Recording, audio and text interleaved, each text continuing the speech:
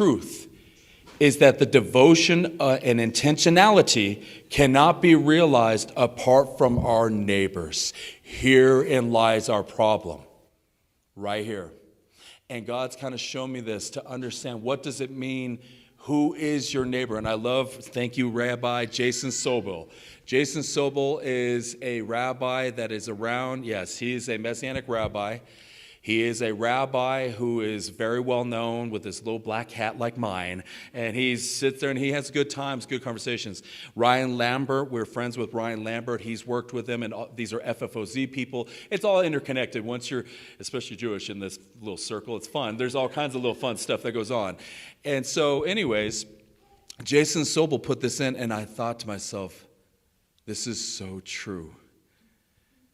Like really loving people. And I have to go there a little bit. This last weekend at this place, we had a lady. There's more than that too. We're even going to Thanksgiving. We have a thing coming up for Thanksgiving. We did say yes, and we are going out to it's from LDS to across the board. God said to do it. God said to do it, so we're going to do it. And ultimately to bring ourselves out there a little bit and say, we are here, we want to love you. And it's a big deal. It's a really big deal for us. But that being said, with this conference, when we went to this, we were not expecting this. We walked in and immediately we were loved. Like immediately they go, oh, you're Messianic. Are you a Messianic rabbi? I said, I am. Oh, you're the first one. This is crazy. The guy comes up and he goes, I'm a completed Jew. Completed Jew. And I went, okay, I'm going to move on. I don't know what's going on here. So I kind of just left it. I know what it means, but I'm moving on. So I kind of was like, all right, cool. The guy who said that was our head counselor who was speaking to us the weekend, him and his wife. And he looks at me and he goes, are you? And so we went into the whole thing, and we're both what is called the Baal Teshuvas, a.k.a. somebody who was buck wild in their early life. There was no God. It was Looney Tuneville, and we came back to God. And it's fun stuff. We had a good conversation, and what I'm saying is God's working in those places, but this man talked about true love. One thing that he said that will stay with me forever is specifically with your wife or your husband. If she or he loses and you win, you've both lost. And I have failed, And the hard part is when I say failed, I'm growing forward, though. This is the good stuff. This is why I'm changing. I felt it even this week. There's so much I want to spill out, but there's so much more that God wants to do through this place. And so here we go. This right here is true love. Love, ahav, your neighbor as yourself. Ve'ahavta l'recha chamocha. This word right here, in the Hebrew, rach, that word is not necessarily, most people say, so for the Jewish people, you'll go to an Orthodox place, they'll look at you and they'll go, oh, the Jews. They're talking about all Jews. The problem is, Yeshua knew what that meant. It's not just Jewish people, it's including the people that are around, not just familiar to you, but unfamiliar. The people who are, shall we say, associates or people you don't know. So this word goes into true love. God is looking for this love immediately. This love is literally, you could sit there and be holy with God 24/7 as you feel in your heart. You can feel that with God. But if you are not with your neighbor in that moment, mind, sound, and body and soul, and truly caring for that individual who's in front of you, you're not walking it out. And this is the issue. True love is beyond anything, and that's something we're going to get into that more. Then we have, this is the fun stuff. So true love right here is the love for God and neighbor, right? Specifically with your neighbor. Grace, though, this is a fun one. Grace, chen v'chesed, as it says right there in the Hebrew, is tied to a covenant, a.k.a. chesed is. Chesed is God's covenantal fidelity to everyone, not some of his covenants, including the law of Moses. All of the covenants that God gave, all of them, he is the fidelity maker. He is the one who's going to guide us and bring us in. And it goes back to love too. His love, the chen right here is grace. But chesed is his covenantal grace. It means true grace is walking in fidelity. True fidelity, guys. And it's through God's power. Mercy, right here, is compassion and rachamim. We always say this word, rachamim. Rachamim is literally a fantastic word. It's a compassion, but like how you give money or you do a deed for somebody with absolute love and sincerity. It means the way that you're walking in their life, you are showing them that you absolutely have their best interest at mind. And this is the crazy thing. How do we know this? Here we go. I did not put the other word up here, but Isaiah, Yeshayahu 49 has a part in it where it warns of a mother and her what? Here we go. Marachem. Marachem. And it literally warns compassion. Here comes to the female side. This is totally female, by the way. Big time. This is feminine.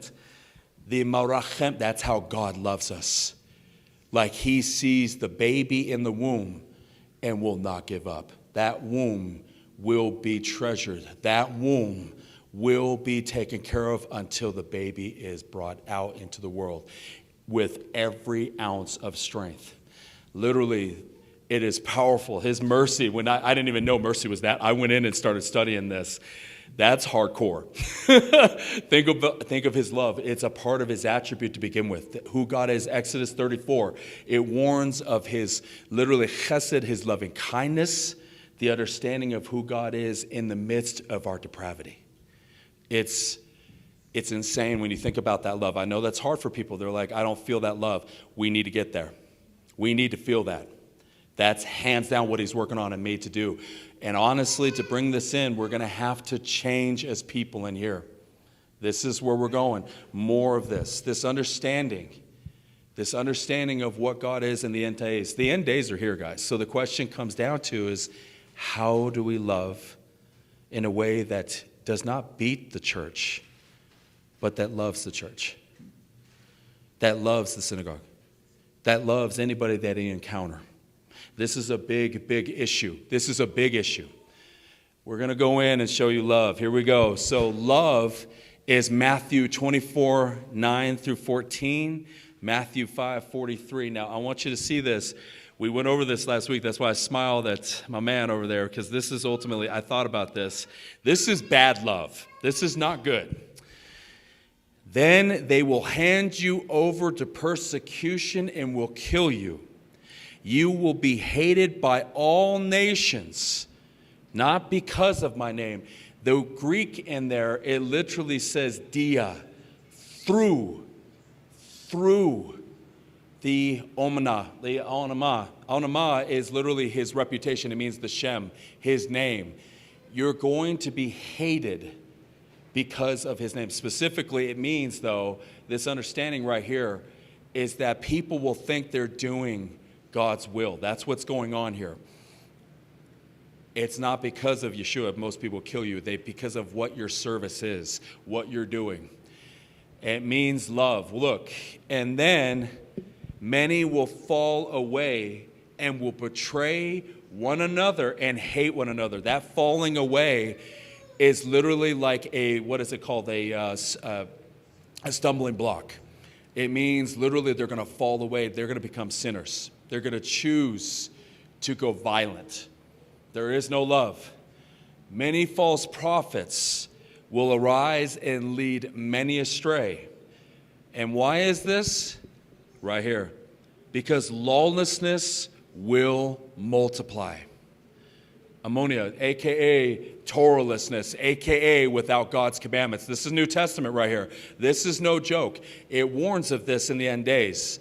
People think they're loving when they're not. They have an alternative motive. Now, here we go. Where can we see something like this? Because watch, I'll show you this right here. The love of many will grow cold. That love is Hebrew for ahav. It is the love. The love. It's the understanding of loving God and loving your neighbor. It will grow cold. There will be no love. It will be hatred. Where can we see something like this in the New Testament? Another place. Where would we see something like this? A thought process. I'll give you a hint. The book of Acts. Alternative motives. I'm using the word alternative motives. Think about it for a second. Where in the book of Acts would we see this?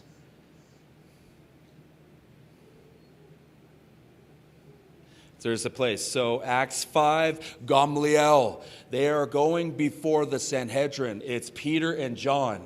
They're in there, and they are what? They're being slapped around. They are being mistreated in hellacious ways. But guess what happens?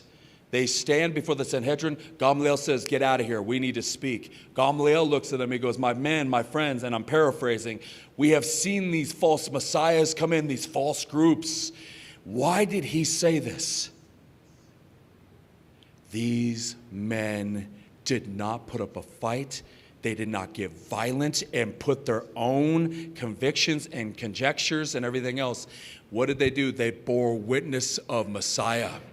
They bore witness. Instead of overthrowing the government like most groups do and most places do, they did the opposite.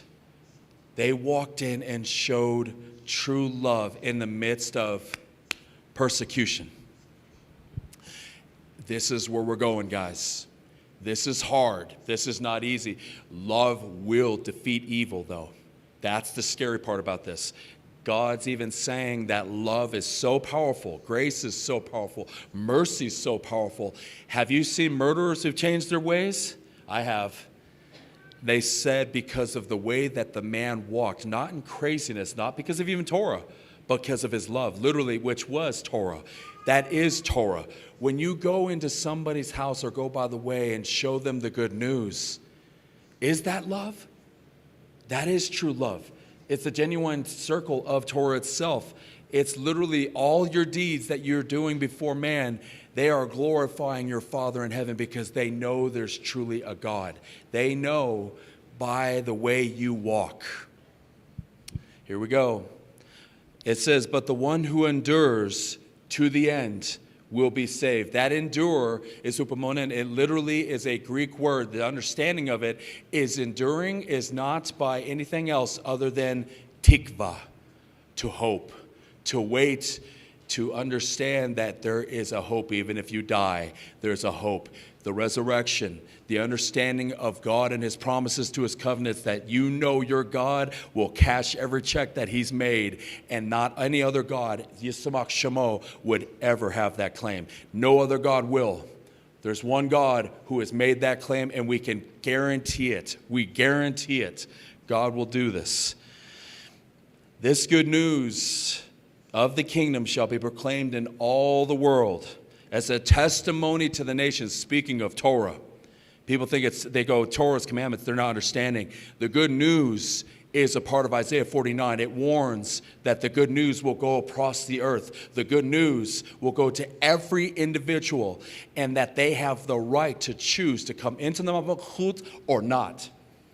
This is major issues with God. God's saying what is most important to him right now, and I believe this, is the good news. The Torah comes on the back end when somebody understands sanctification. They understand what it means to grow with God.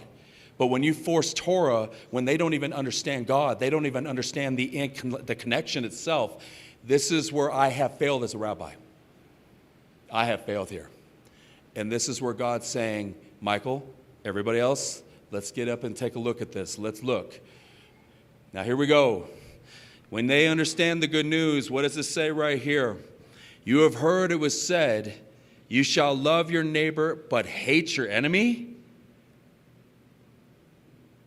It doesn't say that. This is also an understanding of the rabbis itself. Ancient dialogue when they had some issues. People were teaching doctrine that was not good. But I tell you, he says, love your enemies and pray for those who persecute you. Pray for those who persecute.